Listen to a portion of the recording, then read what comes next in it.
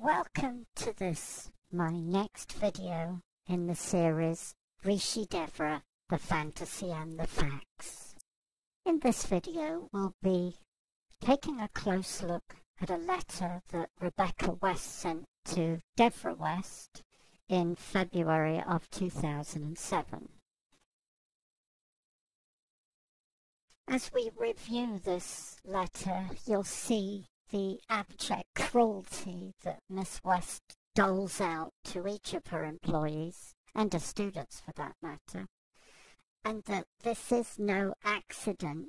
This is not Miss West having an off day. This is how it is all the time, and how it was in her previous incarnation in Victor, Montana, when she was calling herself the Ascended Master Devra G. Putting it simply, and as indicated in some of the illustrations that I use, like the one on the screen now, Miss West, basically, her business model is a meat grinder into which students and employees go into the top and cash comes out of the bottom. Cash, or the satisfaction that a psychopath gets from demeaning others. To set the scene here, this was February 2007, and Dr. Cole was assaulted by Miss West on multiple occasions, but the first assault occurred in 2006. Miss West was arrested and charged with assault, and Miss West would eventually be convicted of assault in April 2008. But during this time, Rebecca West, Dr. Cole's friend, was still working for Miss West, and Miss West was applying all sorts of psychological pressure on Rebecca West to get her to recant her statement in favor of Dr. Cole. Now let's get into Rebecca's letter.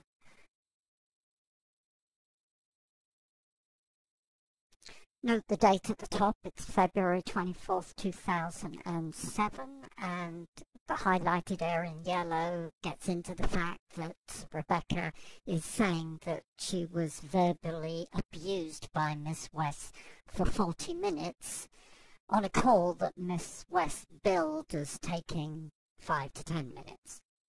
As with previous videos, I'm going to go through these slides at a pace, so if you want to read the detail, I suggest you press the pause button and then restart the video when ready.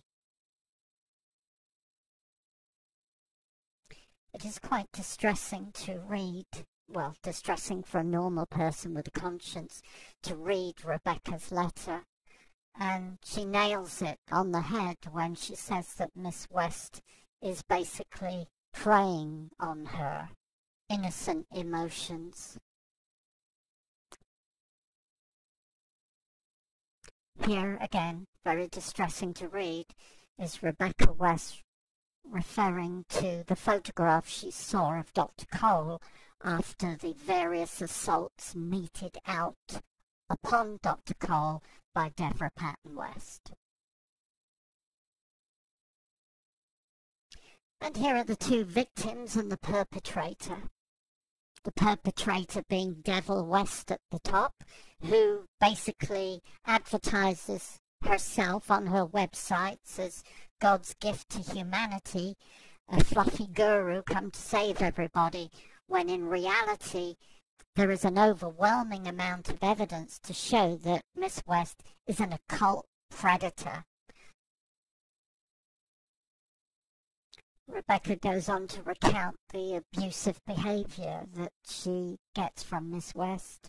She says, "You are continuously verbally abusive to me, using the lowest forms of negative language, blaming and curses, which I find invasive spiritually and harmful psychologically."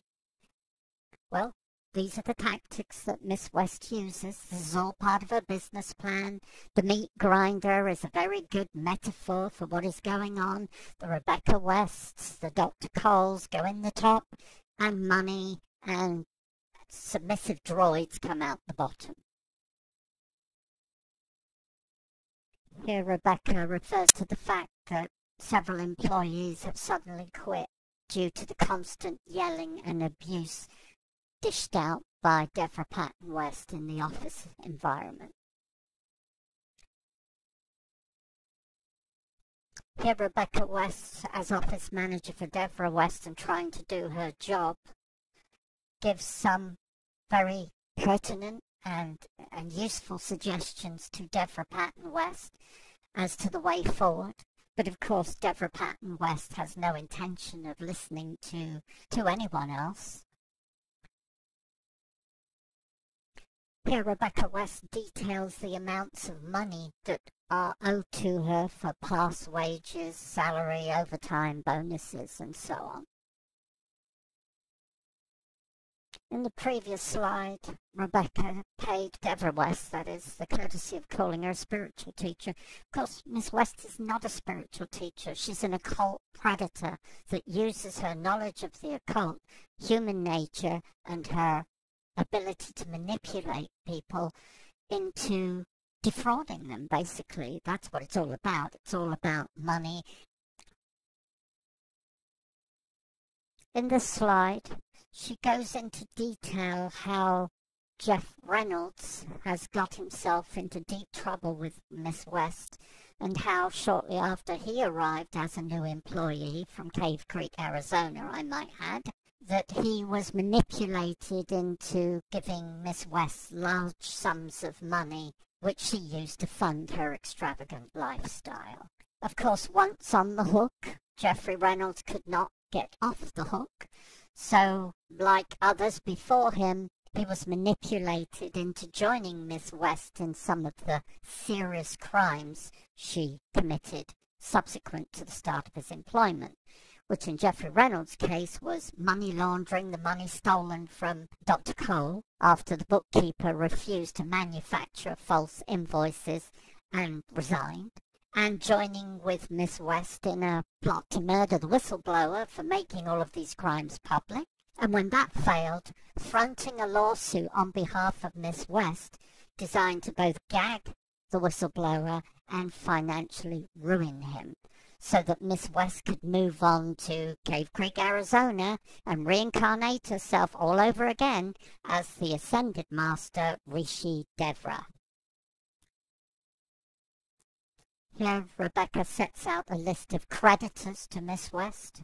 In the pale blue area at the bottom of this excerpt, she talks about the consequences of Miss West's explosive episodes of denigration, humiliation, and verbal assault on all of us. In this excerpt from Rebecca's letter, she refers to two of the people that have, if you like, either been manipulated, like Jeff Reynolds, into funding her lifestyle, or in the case of Julio Williams, being brainwashed into becoming a droid of Miss West's. And here it's worth spelling out how the business plan works again. And at the time Rebecca West was writing these letters to Miss West, Devra West that is, and Rebecca was being grievously abused by Devra West, Dr. Julio Williams had a testimonial up on Miss West's website, genuflexing and saying that we are graciously and fondly calling our leader Surya Ma, a name reflecting high honors on the spiritual path. Yuck. On a different part of the same website, we see a picture of Osprey Point, which is owned by Robert and Tabby Ivy, which Miss West is fraudulently advertising on her website as belonging to her. Of course, Dr. Julio Williams will be aware of this fraud, but of course isn't going to say anything about it because he just does as he is told. Why does Dr. Williams do as he's told? Because he is a fully paid up member of Miss West's cult.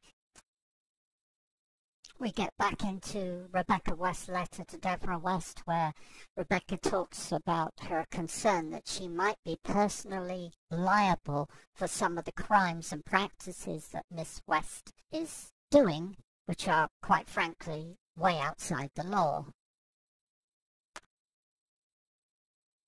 Here Rebecca West talks about Devra West's dictatorial management style and cult-like following. That is the end of her letter. Miss West is currently representing herself in the Arizona area as a fluffy, harmless guru come to save the planet. But it is obvious from the mountain of evidence that is available that Miss West is an occult predator. Of course, Miss West's approach all along, in spite of all the evidence to the contrary, is to state that she is not a crook and that the problem is the people telling the truth. In July of 2007, courtesy of the whistleblower, the first of 2 news articles appeared in the Montana press about Miss West's criminal activities, the centerpiece of which was Miss West's assault on Dr. Cole. As if acting in unison like some droid robots, which is what they are, Messrs. Reynolds, Williams and Jack West immediately all issued statements of denial from Miss West's website that Dr. Cole had ever been assaulted by Miss West, with Reynolds posting 4 statements of denial on Miss West's website. On August 9th, approximately a month later, another news article appeared in the Big Fork Eagle where Jeffrey Reynolds got the opportunity to stand in the spotlight and do his thing on behalf of Miss West, which was to lie through his teeth. In this part of the statement he gave to the Big Fork Eagle, Reynolds states that Dr. Cole's injuries were as a result of an earlier fall at a condo. We all know, if you've come this far from Rebecca West's correspondence, that Jeffrey Reynolds was well aware of how Dr. Cole got her injuries, but chose to lie about those injuries because Devra West had $300,000 off his money at that stage, which he was never going to see again if he told the truth.